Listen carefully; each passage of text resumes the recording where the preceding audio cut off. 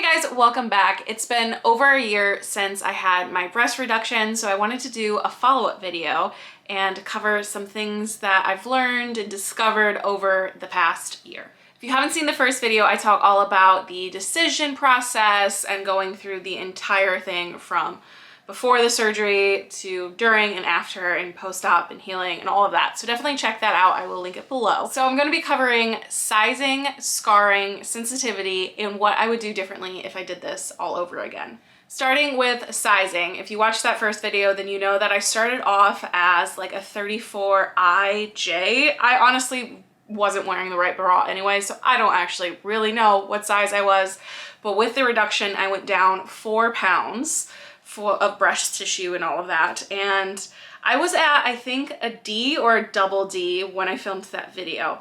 Now that it's a year later, I'm more at a triple D, so I'm a 34 triple D, and to some that's still quite large, and for me it's honestly, it feels like the perfect size for my body. It feels like these breasts fit my form, and I just feel really happy with the sizing, and I feel like any smaller it would just not feel right, if that makes sense. They are still like, they're perfect. I'm very happy with the proportions and everything. As far as scarring goes, I tend not to have very prominent scars anyway. So in the healing process with my breast reduction, the scars are very minimal. So it makes like an anchor shape. I think I described this in the first video. So there is a scar around the nipple, it goes straight down and then curves under. So it kind of looks like an anchor. The scarring around the nipple itself is a bit more prominent because I had very light colored areolas. We've talked about this before. We're getting into the details, like we're going details. They were very light. And so one of the big changes after the surgery was that they were much more prominent. So that scarring is still fairly obvious there, but the scar down and then underneath the breast itself is very, very faint and almost non-existent, which is super exciting. So I'm really happy with the scarring. I think I mentioned in that first video about sensitivity where one was more sensitive than the other.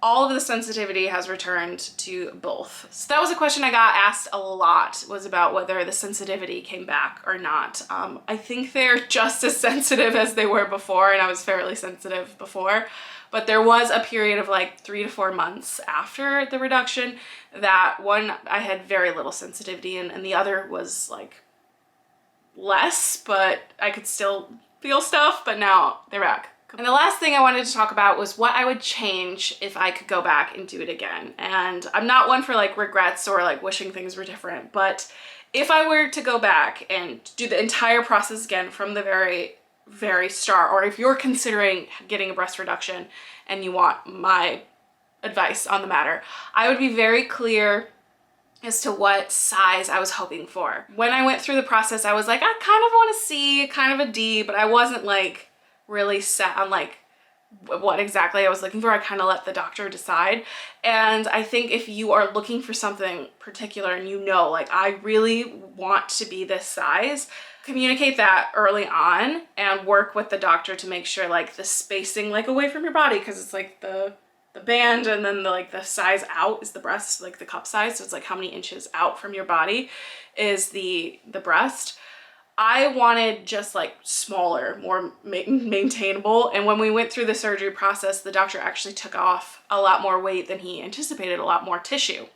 So setting that expectation ahead of time to be like, I want to be a C, I want to be a D, and knowing the measurements and what that would look like, but also understanding that your body's going to adjust and change after the surgery. I did not anticipate that very much. Like right after the surgery, I was like, cool, this is what the shape was. I went out and bought a bra and everything, and they still were changing and adapting and adjusting to my body afterwards. So like buying the bras and stuff, I ended up being slightly bigger than that in the end. So understanding that it's not going to be exactly how it is right after the surgery is not like the end result. I think that would have been really helpful for me to know that going forward, or like before I started. I also would have asked for more before and after photos. Obviously it's your chest. You're not gonna just like get photos of it. I'm clearly not sharing the photos of my before and after, but the doctors do have them. So requesting to see more before and afters would have been helpful to understand that the like the scarring around the areola, understanding what that would look like, because I didn't really anticipate what it would end up like. So I was surprised when all of the like coverings and stuff came off. So maybe getting better like knowledge and doing more educational research on my end of like what to expect would have had that be a little less of a shock. It wasn't like a bad thing, I just wasn't prepared for it. But it really has like completely changed the game for me. I feel much more confident in my body. I wear a lot more form-fitting clothes. I feel a lot better in my shape, and knowing that like these feel like the way I was in my head. Like we talk about body dysmorphia online constantly. In my head, this was the size that they always were, but the surgery just made it actually reality. Like I look back at photos from before the surgery and I don't know how I carried those around, like, to be completely honest. My back is better, my posture is better. I went to a concert maybe a month after the surgery and I enjoyed myself in general admission. Like I could stand for an extended period of time and I didn't get exhausted, my back didn't hurt, and I just feel like I am the way that I was always perceived in my head that they should have been. This entire process also taught me a lot about how this, like, the letter doesn't matter really as much, like on the bra itself. Like a triple D is still what people perceive as large, but based on your body type and your shape and the weight of the breast tissue itself, that honestly to me is the biggest difference. Like I don't care if I'm down to a C as long as it's lighter and it feels better. I just feel more like myself.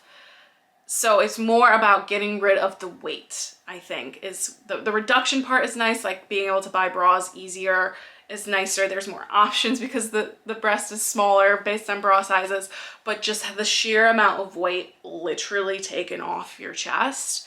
And I mentioned this, and I always remember it whenever I'm going braless. The separation of church and state is what I mentioned in the first video, where the bra or the breast is not hanging and touching my body. There's actually like a separation between my like stomach and my breast. That was huge. Like to be able to go braless and not have just like that sweat weight. You guys know, if you have a large breast, you know that feeling of like you just want to lift them off yourself to like let it breathe. That was a huge change just by getting rid of that weight. If you're considering doing it, I definitely do not regret going through the process and the recovery. And now that I'm a year later, it's like a faint memory in my mind, the entire healing process. So definitely watch that first video if you haven't, because that one was just quite shortly after it. So I think that's more of an accurate representation of like the healing post-op experience. But a year later, very happy. Would I go smaller? Maybe, but that's because I also know what it feels like now to have these. So like maybe I'd go smaller, but I am incredibly happy with the end result. And I would definitely recommend it if you're considering it. Obviously you need to do your own research and talk to your own doctors and all of that and the whole thing. But from my personal experience, I would do it a million times over again and again and again if this was the result. So I hope this video helps. If you have any questions, if you want to know anything more, ask them in the comments. I'll be sure to answer them down there, or do a follow-up if there's a lot of questions. Do a follow-up Q&A video for you guys, but I hope this helps. I still get comments on that first video even a year later, so hopefully this adds to the knowledge base out there if you're doing research. But thanks so much for watching this video, and I'll see you guys in the next one. Bye.